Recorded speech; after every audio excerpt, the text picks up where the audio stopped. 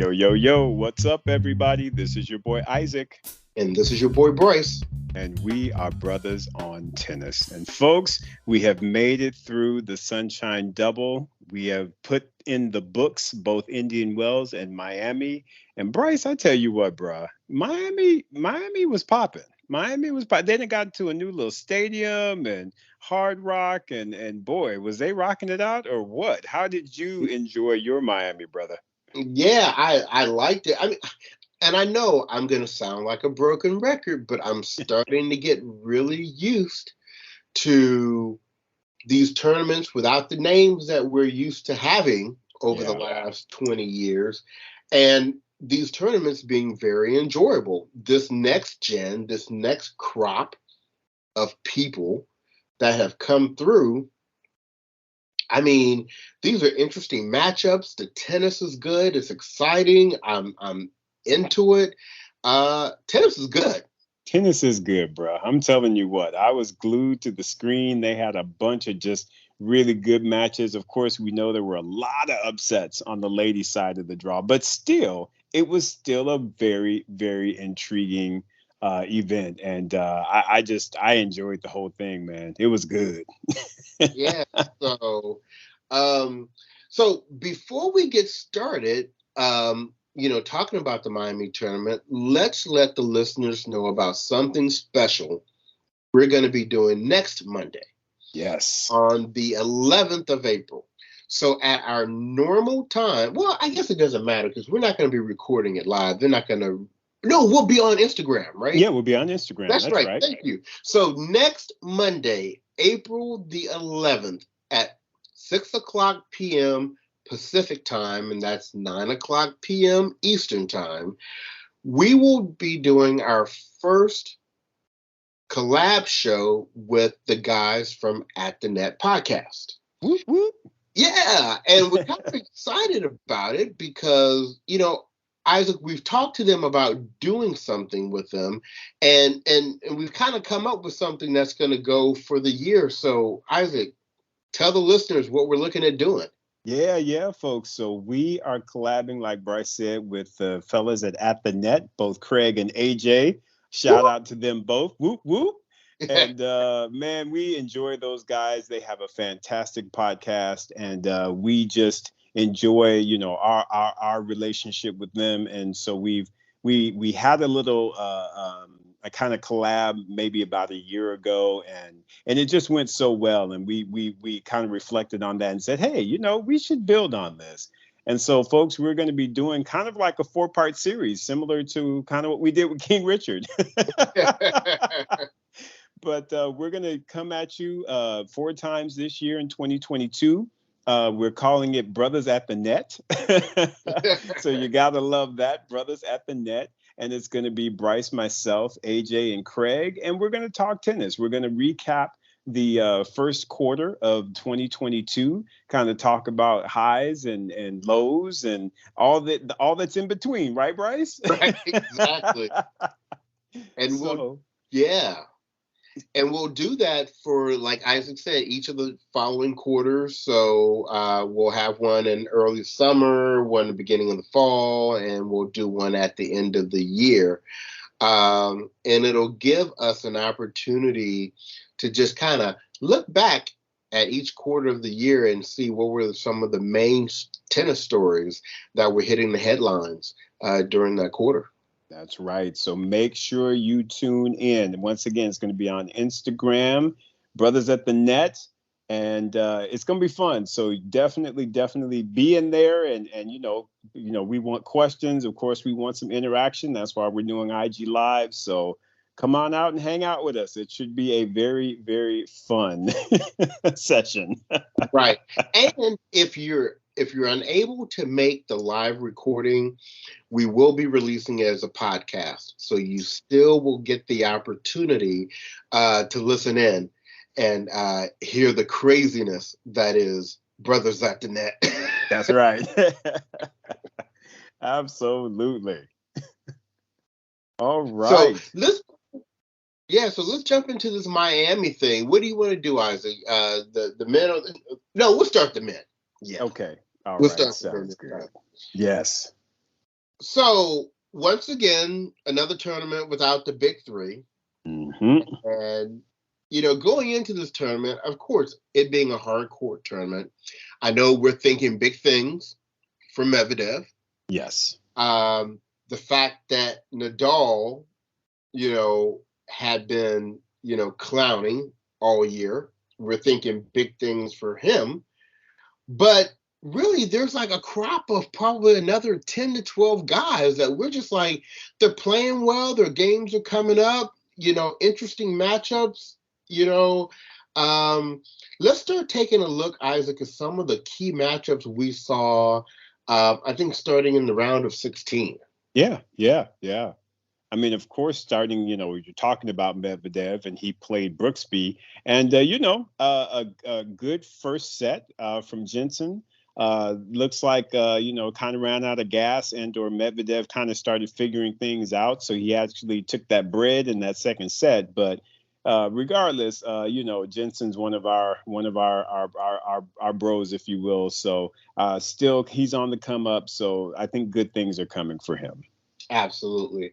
And, just kind of keeping it going. Hurkacz, defending champion back. He's feeling it. He took out Lloyd Harris in the round of 16. Was looking good, looking like he had a chance to repeat. Absolutely. Yeah, he played some good tennis. And right below that, of course, we had the matchup. Probably the highlight of that round, Cece versus Alcaraz. And man, Alcaraz was like, you know what, son? That U.S. Open was not a fluke. Greek God, you can take all of that and go. Because Right. I got things to do. Yeah, no, I mean, Alcaraz showing that he's not scared of Cece not one bit. And took him out in straight sets, 7-5, 6-3. And for me, I was excited about this next match because Kecmanovic, on my JV squad, had kind of a down year last year, Yes. but has started this year off like gangbusters. And Taylor Fritz beat him in Indian Wells, but Kecmanovic was like, He was like, Miami just a little bit closer to Europe. So, exactly. Exactly. So let me go ahead and get up on you one time. And he came through and took Fritz out. Yeah, and a lot of people forget that Kecmanovic had those hand issues last year and during COVID. So he was dealing with a lot of injuries, and especially when you're dealing with, I think it was his left hand that he was struggling with. So if it looks like that's all healed, and man, oh man, is that young man playing some great tennis. I'm very excited for him. And not to be confused with the same hand issues that Basilashvili and Zverev had. Different hand issues. Yeah, those are different hand issues. This is like legitimate hand issues. Oh, man. So then going to the bottom, we have, of course, that Kyrgios Sinner matchup. And, you got to give love to Yannick Sinner for getting past Kyrgios. I believe that was their first meeting. But still, for anybody to get a victory over Nick is always a good thing. And, of course, I still call it Nick beating Nick because he just, that's just Nick. You know what, Isaac? I was talking to somebody earlier today, and they were asking me, they were like, you think Nick will ever win a major in singles? And I said, probably not. Yeah. I said, I just can't see, as well as Nick had been playing in this little short period of time, I can't see Nick keeping it together for 7 matches, best of 5. Right. I don't see it. Yep. Some baby's going to start crying, and and he is going to lose it, and that's going to be all she wrote. But he may win additional doubles titles, though. I agree. I think he and Kokkinakis, the Special K, I feel like they actually will do some good things this year. But I have to agree with you 100%. I just don't know that I see my boy Nick being able to have the fortitude to win a Grand Slam, to stay there mentally to be able to do that. That takes a lot. And for him, yeah, that'd be tough. What about that next one, Isaac? Man, how about Cerundolo? You got the Cerundolo brothers, and I mean, just the fact that Francisco took out Tiapo, to me, that is a major scout, because Tiafo's not, he's not an easy out. He's a tough player. Right. And true enough, it was 3 tough sets, 2 of them tiebreakers, but you got to give it to Cerundolo for hanging in there and getting that W. Yeah, no, he scrapped to it, and I'm not gonna lie, I was a little disappointed with this match. I wanted to see Tiapo come through, but I'm trying to keep in my mind he's just coming back from injury. Although he looks really good, it still takes a minute to get completely back into the rhythm of things. So That's right. And then next we had Rude against Nori, and that was a very interesting match, because Nori, you just never know what you're going to get out of Nori, right? He's going to get in there, he's going to scrap it out, but I just think Rude he had better grasp on this match. Right. And just didn't give Nori a whole lot of room to breathe. Exactly. I agree with that analysis wholeheartedly, brother. And so Casper gets through that, and then you had Special K, the other side, Kokkinakis versus Zverev. First time they met up, and I just think Zverev's game was just a little bit too big for Kokkinakis on this round, so just took him out in straight sets. But I tell you who his game ain't too big for. in the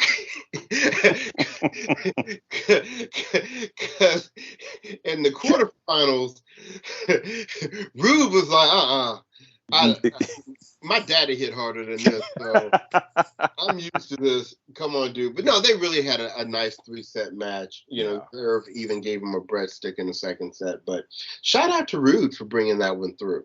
Yeah, I thought that was a really good win for Casper. I think that's going to do a lot for his mental, because again, Sasha has sort of been considered one of the, top, young folks that hasn't won a major yet, of course. So for him to beat him and it be on hard court, which again, I don't think hard court, we all know clay is Rude's surface. So for him to be able to do this on a hard court is very, very impressive. And you know what I'm going to say with that, Isaac? Although clay is his best surface, he's a very good hard court player. Yes, he is. Absolutely. Absolutely. So I sometimes when people are saying about, clay is the surface, it don't mean that they're not good on something else too. Exactly. Because he has shown actually now for a little while, over this whole last year, that he plays well on the hard. So yeah. That's right. Yeah, and then right above that, you had Mr. Cerundolo getting past center. Unfortunately, he had to retire. So apparently, his battle with Nick took a little something out of him. Did they say why he retired, Bryce? You know what? I probably had changed the channel by that point. But I'm sorry. Like, I'm gonna just put it out there. Center is very good. Clearly, yeah. Yes, very, very good. He is not the most exciting person for me to watch. I don't like get up and look at the order of play and be like, "Ooh, center." Yeah, I got to watch center. Yeah, no. I mean, unless he's playing somebody that is really good. And Cerundolo, I mean, I couldn't even remember which brother this was. I don't even know if I spent a whole lot of time on this match. Actually, I understand. He tapped out. It was quick. Oh man. Man. But for me, Isaac, it was the next match. Yes. That I was glued to, and that was our favorite Dungeon Boy, Bone Crusher, Alkaraz, who, and yes, I'm on the hype train like everybody else. Mm-hmm. We've been on it for a while. We're not new to it.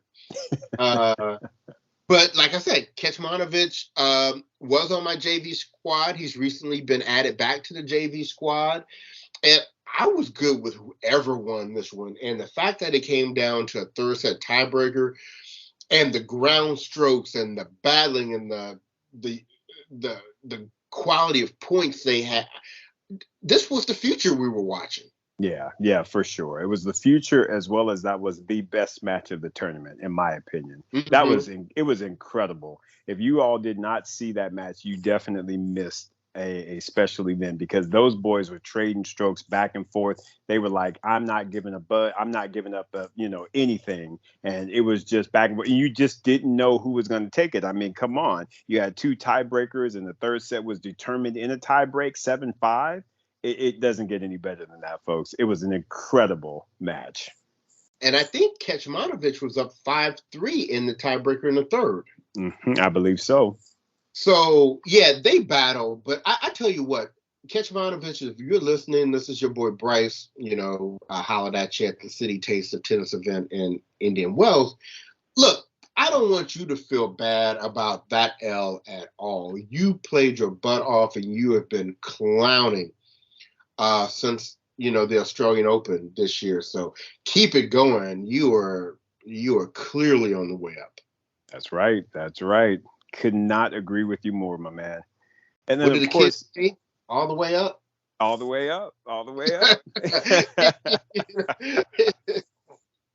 Yeah, man. And all the way up is that last match that we have, Medvedev versus Hurkacz. And man, I have to say, I was pretty surprised by the outcome on this one. Apparently, Hubie was like, listen, I won this last year. Anybody scared of you? Well, I don't know. I mean, now that we know about the hernia issue, it does explain why because what I couldn't understand this match, and wait a minute, before I even go there, shout out to Hubie, for getting the win. I mean, he did play well, so it's not like, oh, he got a walkover or something. Right. So, shout out to him for the win. But being a person who has watched Medvedev a lot, knowing his physical conditioning, I was confused why he was bending over in between points. Right. And somebody said to me, well, it's humid in Miami. I don't care. He was number one player to want to play anywhere on the planet. His conditioning is not fragile like that. Right. And so, but we didn't know at that point. Right. What was going on with him. And now that we've learned about the hernia and he's already had the surgery now, it at least explains maybe why he wasn't 100% in that match. So hopefully he gets well soon. It sounds like Medvedev is going to miss the entire clay court season, which he probably doesn't mind, but he did make it to the quarters of the French. So that definitely will be some points lost. Right. You're exactly right. Yeah, that's good. It's going to be a little tough for him, but I think the rest actually will do him good. Again, he's reached to the top of the mountain. He's been number one. He'll get back there. We all know that. So I don't think that it's that big of a deal at this point. You know what I mean? He's got a couple weeks. I'm not going to say that. Anyway, I'm sorry. I was about to say something real bad about one of my queens. But anyway, he'll make it back. Gotcha. So, Isaac, we had, at the bottom, we had Rude against Cerundolo. Right. And I just, for me personally, I never had high expectations for this match. I just felt like Rude was just too solid. Right. Completely. And he was feeling himself after beating Zverev. So that he was not trying to be stressed and or pressed about a Cerundolo. Right. Yeah, exactly. So 4-1, and that was no surprise. Yeah. But once again, what an amazing match between Alkaraz and Hurkacz. Yeah. Really was. I mean, it was so good, and Alcaraz is just showing me more and more that his baseline ground stroke game is just not to be played with. He's got folks scared. He's got not scared, y'all, scared, because that boy can hit the ball from the baseline, and he's just extremely creative, and Hubie is very creative as well. And so for this to be two tiebreakers, Hubie can't feel bad about that.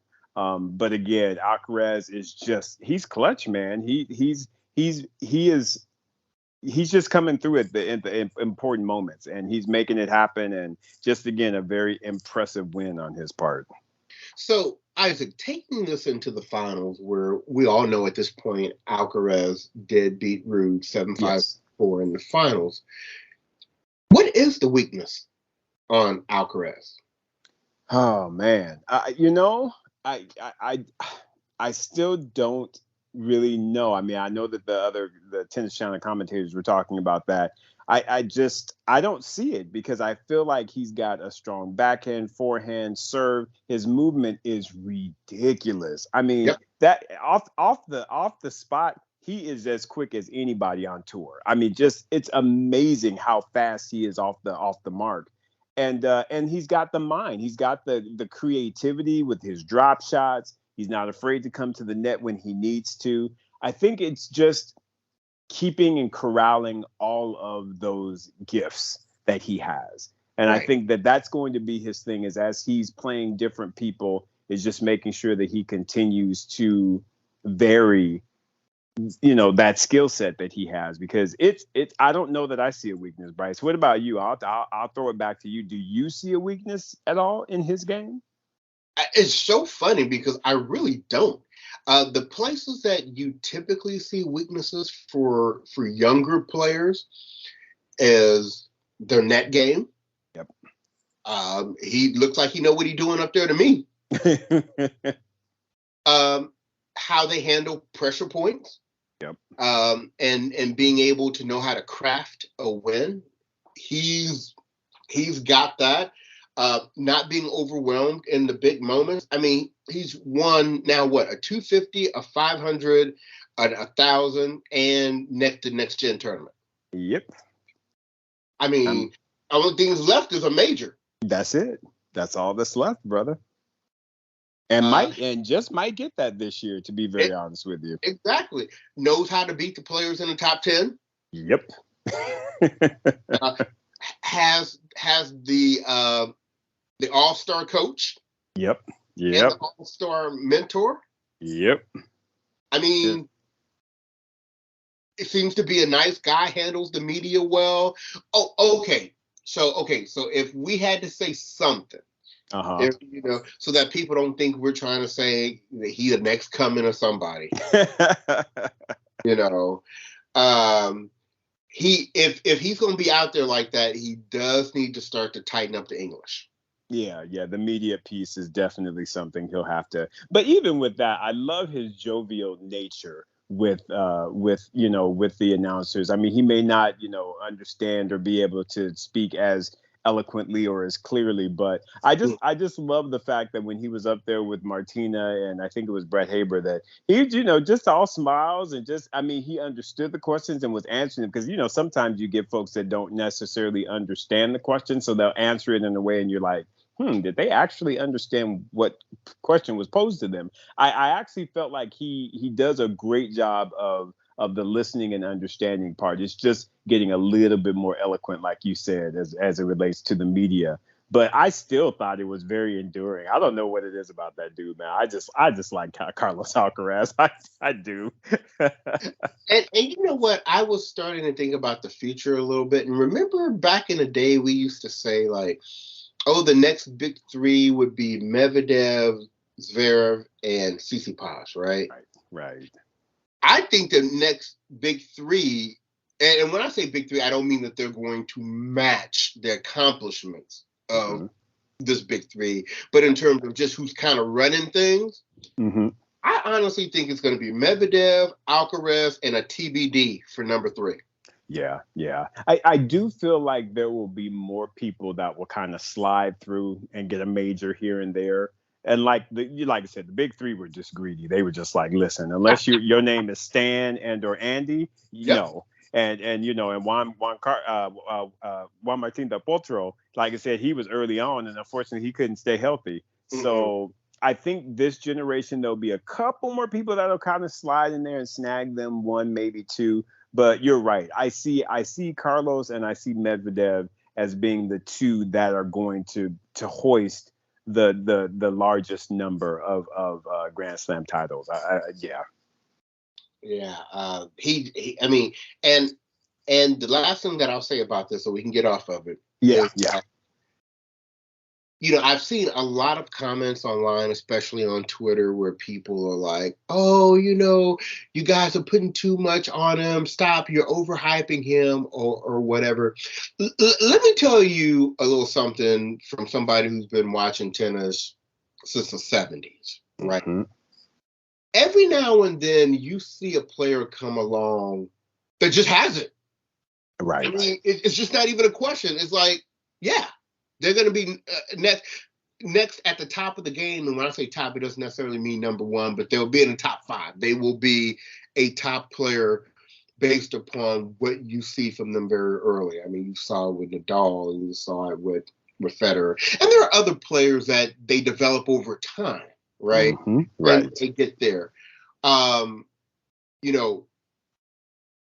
me, Alcaraz is one of those type of players where it's like, I've seen enough.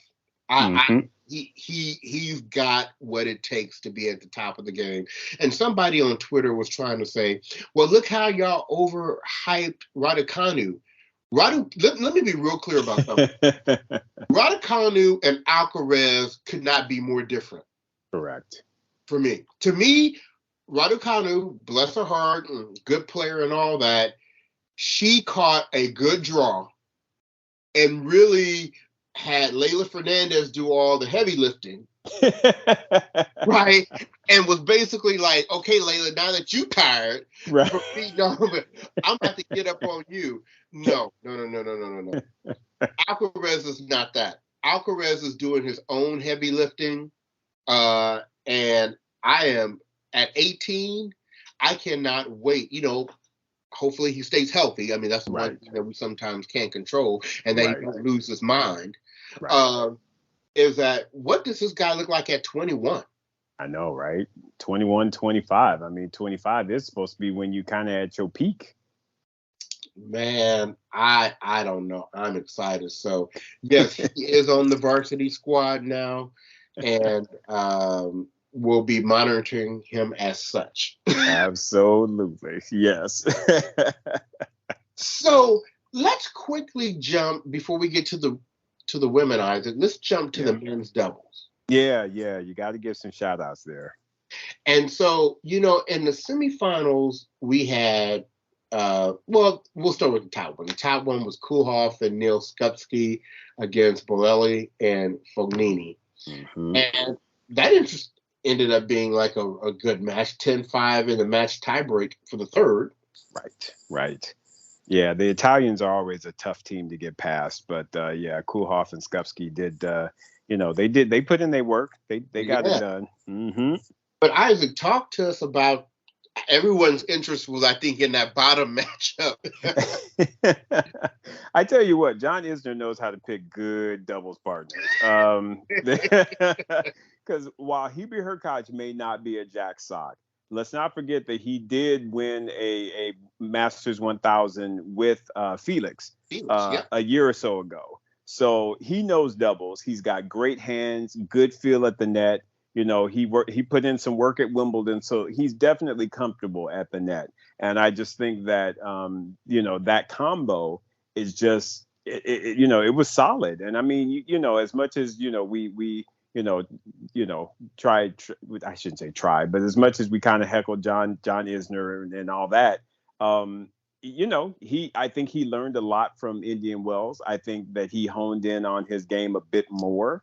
And he was able, to me, he wasn't making as, the same errors that he was making at Indian Wells. And they came through. They took it to Special K again. I tell you that much. He's like, Nick and Coconut, anybody scared of y'all's little game? I'm 7 foot. Exactly. And then they kept that same energy for the finals. Yeah. Isn't that crazy, Bryce? Yeah. And now, I guess shout out to John Isner for winning the Sunshine Double in double. You got to give it to him, man. He did that, and I wonder what that is going to mean for the rest of his year from a double standpoint, because mind you, he's won the equivalent of a Grand Slam at this point from a point standpoint. Right. Well, and you know what? And maybe we'll start to see a bit of a transition here. Maybe he'll be a little more into doubles because he sure ain't doing nothing in singles. Yeah, he's definitely getting smacked up a bit on the single side. So I don't know. It'd be interesting to see what he chooses to do. All right. So let's bounce over to the women. Yes, ladies. And, you know, we can, yeah, let's take a look at a couple of these starting in the round of 16. So Bencic did what she needed to do against Sasnovich, 2-3. She didn't seem bothered. No, exactly. And Seville, better known as Gavrilova, Kavalova. right, over Bronzetti, three-setter. That was probably one I completely missed. Uh, but You're Isaac, funny. talk to us about Osaka and Allison Risk. Yeah. I mean, it's Risk is my girl, but I loves me some Osaka, of course. And I just, you know, Osaka's playing good tennis right now. She's playing really, really inspired tennis. I see a level of calm in her that I wasn't seeing at the other tournaments. I think she's, I think she's, like I said, she's working on it. I think she's putting in some effort and she's beginning to feel a bit more comfortable out there. So yeah. Osaka is doing things. Well, who else is doing things is your other girl, Danielle Collins. Yeah. We love Danielle. Again, I know folks be trying to hate on her, but I just think she's awesome. And outside of being injured, if she can just keep herself healthy, that's the biggest thing for Danielle.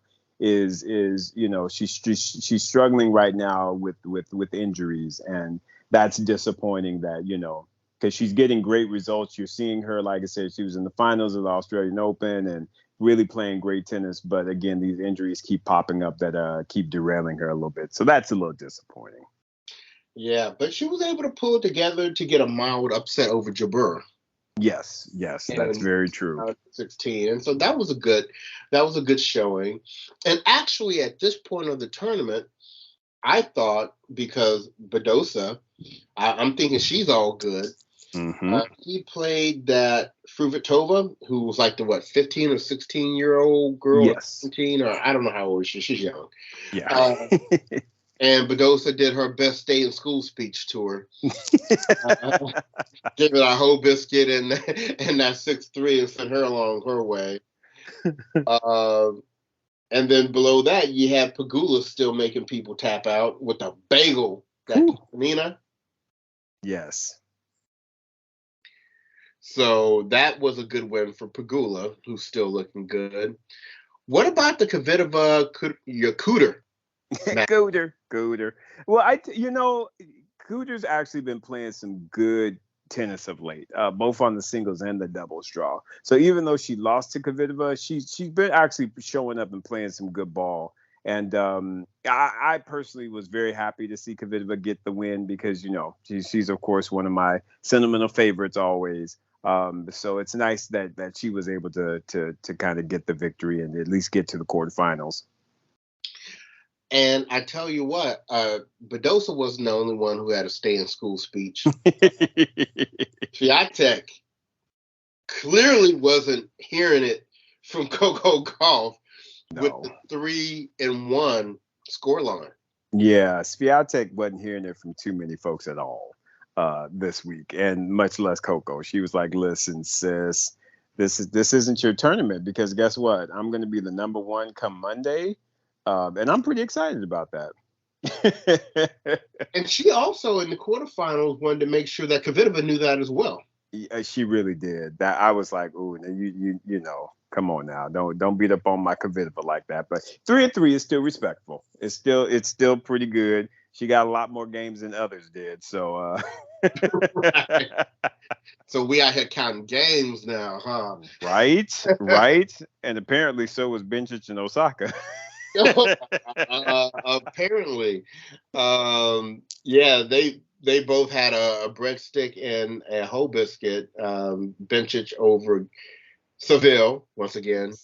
aka Gavrilova. And like you said, if Danielle was not healthy, then Osaka clearly knew it and Right. took advantage of that and took her out 2-1. And then Pegula made Badosa tap out. Right. And I was going to ask you what you thought about that. I mean, you think that Badosa was just, the stress of trying to defend Indian Wells the previous week and just kind of caught up with her, or? Well, they said she had a viral infection. And so they said it actually had affected her at the end of the previous match against Fruhvirtova. Mm-hmm. But, obviously thought she could kind of shake it off and be ready. But Pegula's like, you got to bring 100%. Exactly. You're going to do if you're going to try to deal with me coming here limping into this match. It's like, that ain't going to get it.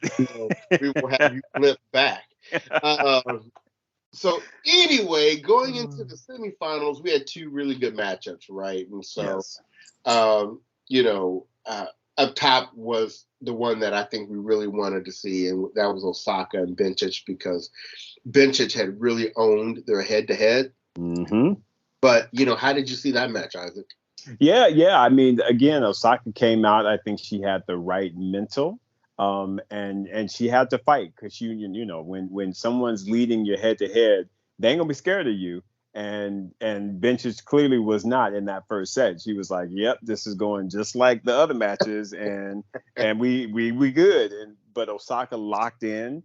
She worked hard. She buckled down, and she was able to steal the second and third. And it was a really good match. I actually thought that's something that she can build upon. And you could tell at the end of the match, because like I said, she shed some tears, and and I think it was a matter of her just being happy to be in the fight again, and knowing that she couldn't let her mental slip. Otherwise she would have lost that match. Yeah, I agree. I was really happy to see her pull that out. I think that was a big win for her. And Swiatek, her song is "Keep It Moving, Shorty."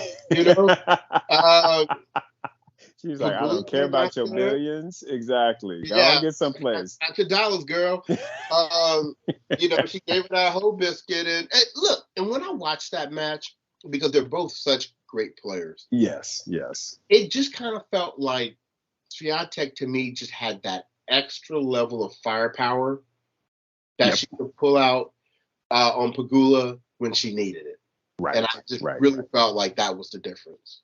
Yeah, she was able to handle those flat ground strokes, which was kind of surprising, because I actually thought that was going to give her a little bit of difficulty, given the the amount of spin that she has on her shots, especially the forehand side. But she was able to get under it enough and put her little whip on it, and it was like I said, very, very impressive. So I tell you what, the final with Swiatek and Osaka was the final that we all wanted and needed. Mm-hmm. I mean, that, if you had told us on the first day of the tournament, you end up with a Osaka Swiatek final, we'd been like, we take that. We'll take that, absolutely.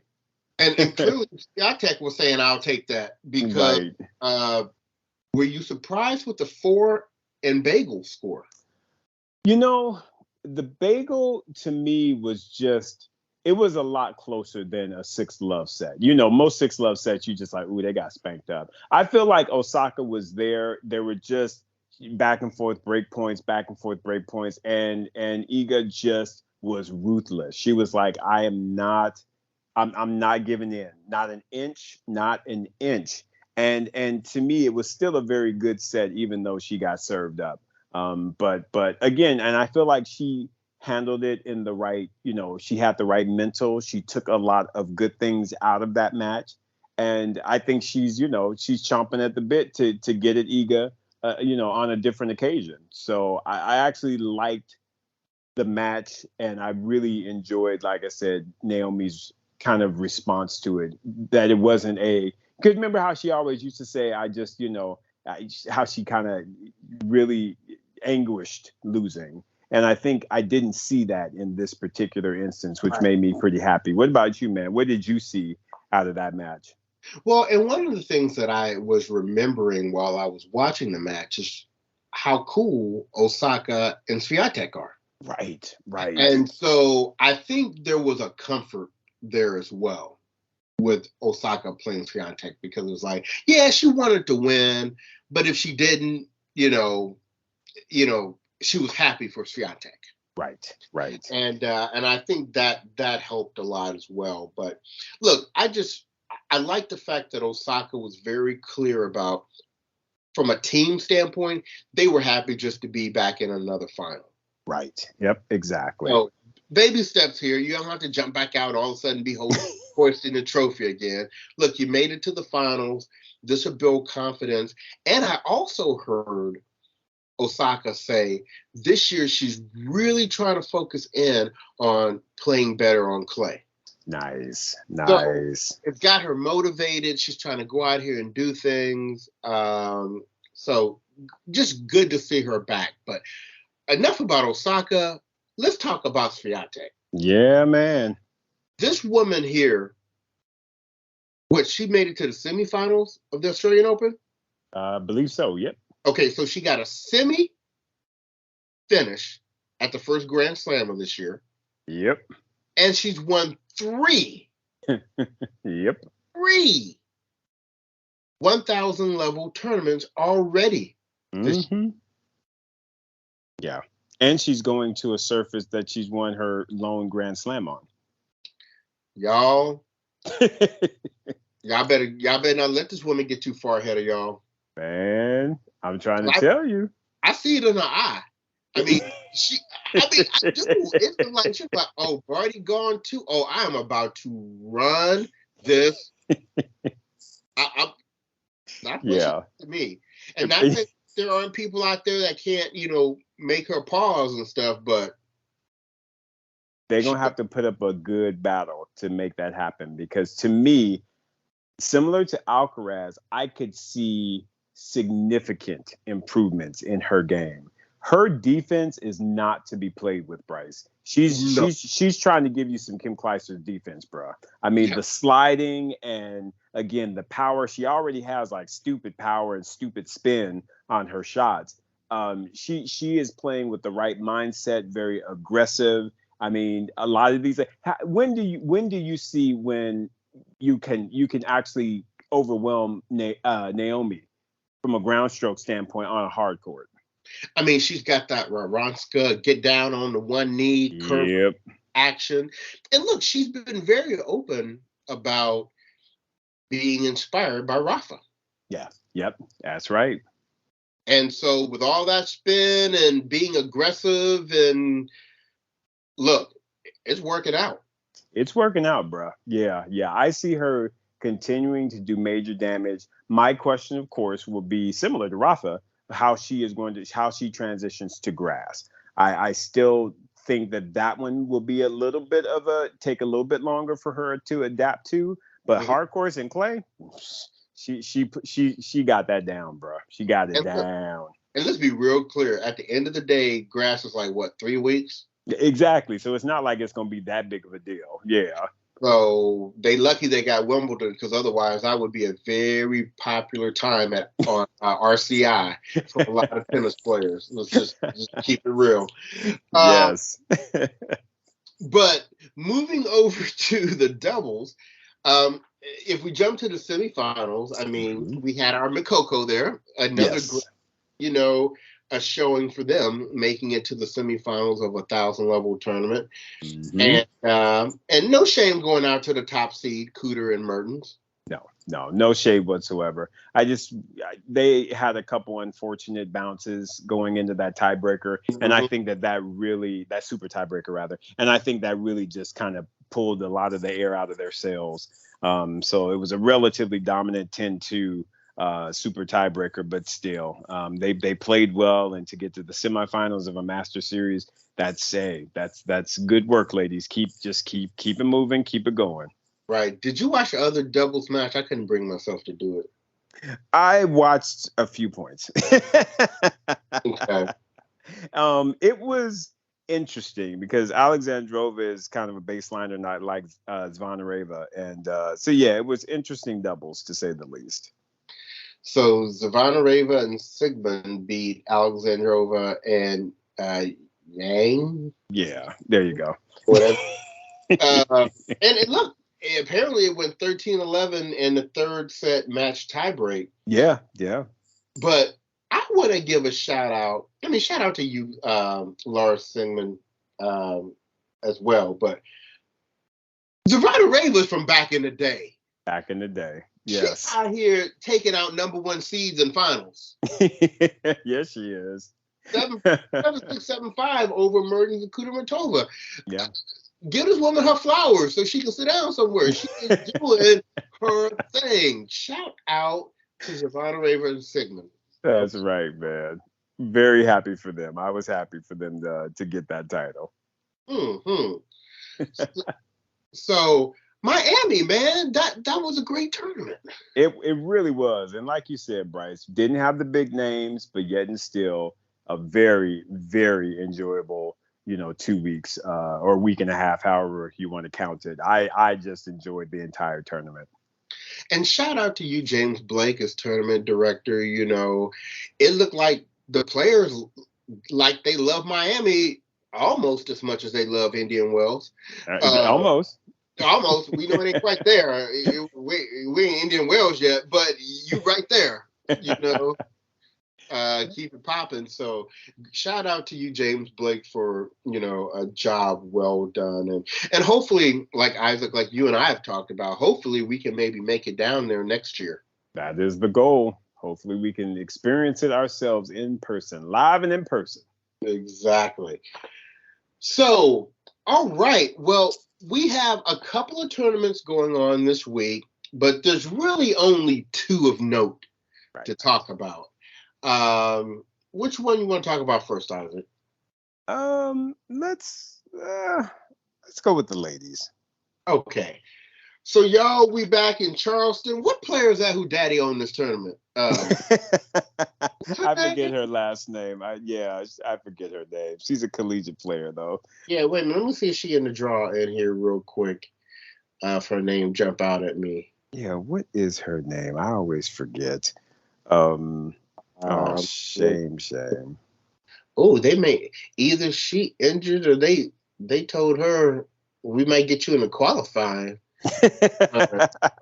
We ain't gonna give you no wild card. You ain't picking up no. Oh no, she is in there, and she is as a wild card. Emma Navarro, that's her name. Yeah. Which I should have remembered that. That's right. Yes, nepotism at its best. So she is. And look, she get frying pan serve in the first round. Madison Bringle. Even though Bringle will probably put some things on her. Shout out to Emma Navarro for being able to get your annual wild card to the Charleston Open. So, top we have here, it's a good field. I mean, oh yeah, it is actually. We have Sabalenka, Badosa. I don't know if I can even call her the good Pliskova anymore. We just might call her the all right Pliskova. Jabeur, Rybakina, Pegula, Fernandez. Cooter pulled out because she said her coins are looking pretty good from Miami. Right. Madison Keys, who she got in the first round? Oh, she got a bye. She just snuck past that one. Bencic, Kvitova, Cornet, Sloan, Kamlanovich, and right beneath her, Anisimova, shade. And Zhang Shui. Yes. So, that's a nice 500 level tournament right there. Oh yeah. No, this is it's pretty good. This should be pretty good, man. It should be a really fun tournament. So, the transition to clay, even though it's green clay, I believe. But nevertheless, they'll be working it out. Right. So let's jump this maybe to the semis. Who you thinking is going to make it to the semis? Oh man, let me see here. And what I can do is I can go first. You go first. I'm still kind of getting myself right here. Go ahead. I think and the first semifinalist up top will be Pegula. I just think she can take out everybody in there. You got folks like Sabalenka, whose game just still ain't right. Allie Risk, this ain't her surface. Katie McNally, this ain't doubles. Sasha Vickery, I didn't even know she was back. Now, Anisimova is playing well right now. I still give the edge to Pegula. Coco Vandeweghe, ain't nobody worried about her. But that Jasmine Paolini, who Pegula may play in the second round, could be a lengthy match, but I still expect for Pegula to get through. Right. So I have Pegula winning that one, coming through in the semis there. In the next section, that's interesting because I think it could either go Rybakina or Jabeur. I don't know that Jabeur is on top of her game right now, so I may give that edge to Rybakina. Mm-hmm. Down in the third quarter, you got Leylah Fernandez in there. Ooh. You got Shelby Rogers and Kaya Kanepi right. and Sloane and the all right Pliskova. I believe it or not, I'm gonna go out a little bit on a limb here, and I'm gonna say Shelby is gonna. Mm-hmm. That's who I was gonna call, actually. Yep. If she gets past Kanepi in the first round. Yeah, that's always fun. But this is Clay, so she should be able to do a little something. And Shelby's hometown girl. Correct. So she's gonna be excited. That's right. And then in that bottom section, I ain't even gotta look at all them names. I'm going with Badosa. You think she'll be back? You think she'll be ready? Yeah, I think she's fine now. So I'm going Pegula against Rybakina, and then Shelby Rogers against Badosa. Okay. I am going to go with 3 of the 4. Oh, okay. I'm going to go actually with the top 3, and I know you're going to talk about me, but I'm going to do it anyway. I'm going to actually put Madison Keys against Shelby. And here's the reason why. I don't think that Paula is 100% yet. I think when you have a bug like that takes you out, it's going to take you a minute to get yourself back, and you're going to a different surface. I'm going to give an edge to Madison only because she needs to play well, given the fact that she got spanked up so badly, and she got a lot that she needs to get her confidence back. So I'm gonna switch it up just a little bit. Okay, all right. Okay, so that's the difference. So you got Keys against Shelby, and you've got Pegula against Rybakina. Mm-hmm. Okay, so who's getting to the finals? I'm gonna call Rybakina versus Shelby. Okay. I'm actually gonna go Pegula versus Badosa. Okay. I am naming Shelby just because we did the interview. She's working towards getting her first title. I think the hometown girl is going to get it done at this tournament. I would not be mad at her winning at all. I really do. It's funny because I think you've always been a little bit of a bigger Shelby fan than I've been. Yeah. After we got a chance to meet her and to interview her and the whole nine, she's just awesome. I'm a huge fan of hers now. But I do think she's going to take the beat down from Badosa. I think I'm going to go with Badosa winning it all. I think Badosa, I think she actually believed that she had an opportunity to defend that Indian Wells title. And I think that will be motivating for her. Gotcha. I can't go against that, brother. That makes a lot of sense. All right. So now let's go to Houston, where we have the Americans version of Clay. Yes. The Americans version and the sorry Europeans versions of that. Oh man. Get in there. So interesting thing to start this tournament off. Rude, who was the number 1 seed, was having wisdom teeth problem. And so he has pulled out. So he was the top seed. Now, the great thing is a lucky loser got put in his place, and that lucky loser is Michael Moe. Right. So not only did Brother Man get put in the main draw, he got that bye.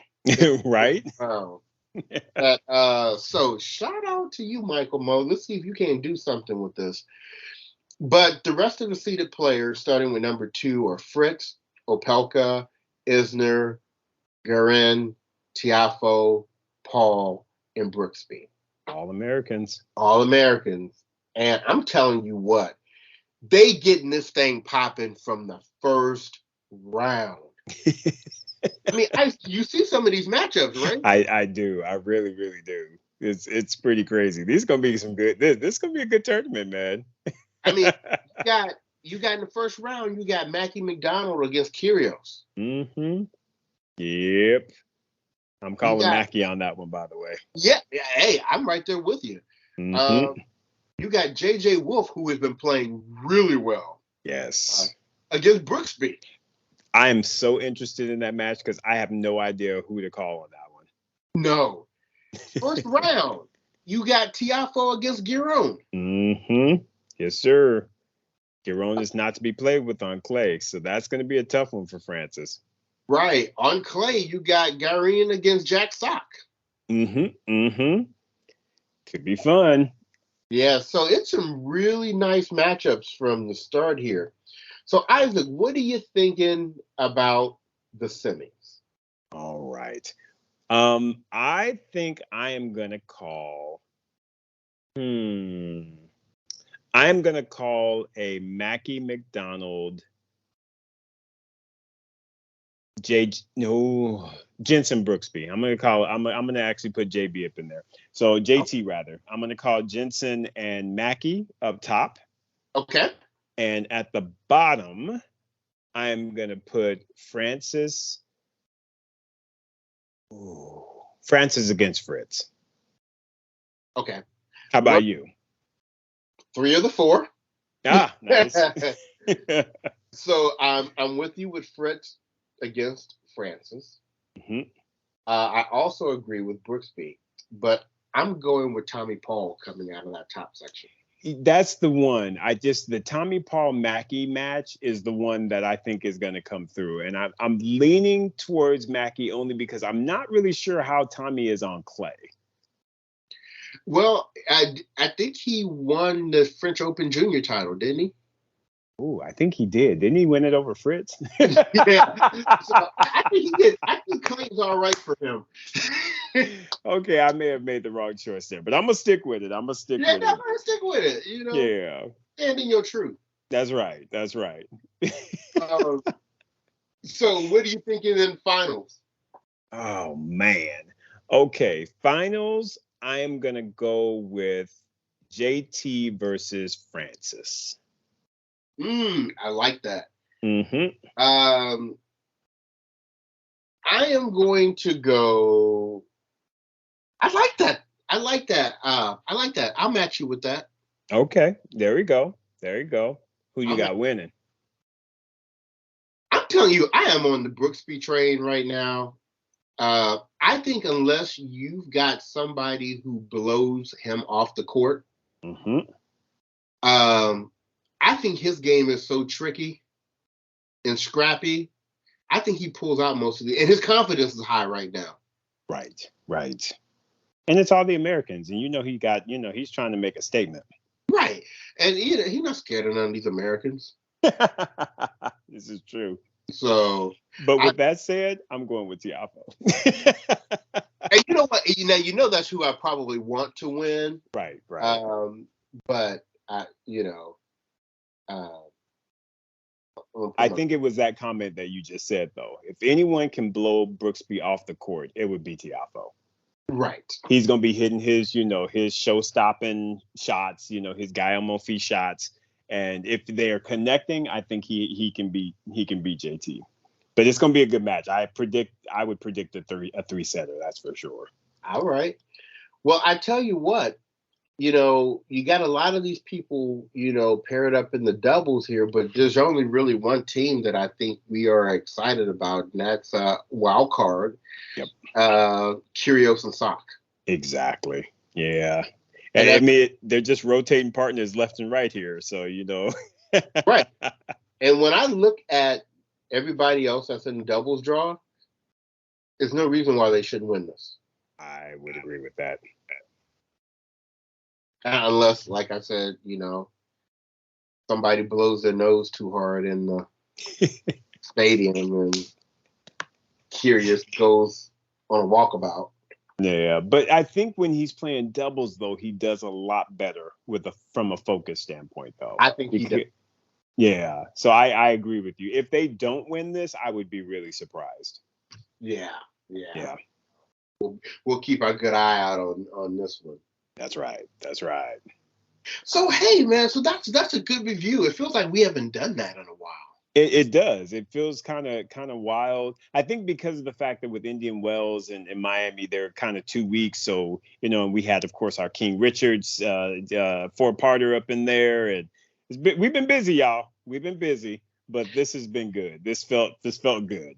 Right. So here's our list of reminders. So Isaac just mentioned, if you have not checked out our King Richard 4-part behind the scenes series, please do. We've got a lot of really good compliments on this. No other place that you can go where you'll be able to hear from the producer, the screenwriter, the director, executive producer, the process of making this film. And in case you don't have the time to sit down and to watch each one of the individual interviews, if you go out there to our website or to our YouTube channel, we did do a highlights video. That is a 30-minute, basically, summary. It's a highlight of those 4 videos. So check that out for real. The other thing, if you're out there on our YouTube channel, and we're excited to see that our YouTube viewership numbers are going up. If you're not following us, or what do they call it there? Subscribe? Subscribe. Hit the subscribe button. Let's get those subscribe numbers up. That's right. And so that way you can also get alerts every time we put out new content on YouTube. Isaac, anything you want to mention? Always want to throw out there the merch, man. If you guys are interested or have a need for something to, set off your new shoes or your new pair of pants, it's Brothers on Tennis Gear. So get you a hat, get you a shirt. We got hoodies. It's still kind of springtime, so you might want to get a hoodie or prepare for Christmas. I don't know. But we got merch. Definitely get out to our website, brothersontennis.com, the shop page. And check us out. Check out the merch, and hopefully you see something out there that you like. And you got to get that camouflage hat. Camos all day, bruh. Camo all day. And as a final reminder, if you can join us next Monday, April the 11th at 6:00 p.m. Pacific, 9 p.m. Eastern. The collab show with the At the Net podcast guys, and we're looking at having a really good time. We will release it as a podcast as well, so if you can't join us live, be sure to catch us in recorded form, and we're really, really looking forward to that. That's right. Should be good. All right. So, with that, everybody enjoy the good tennis that we have out there this week, and we will look forward to getting back with you next week. On behalf of the podcast, this has been your boy Bryce. And this is your boy Isaac. And we are Brothers on Tennis. Be well, everyone.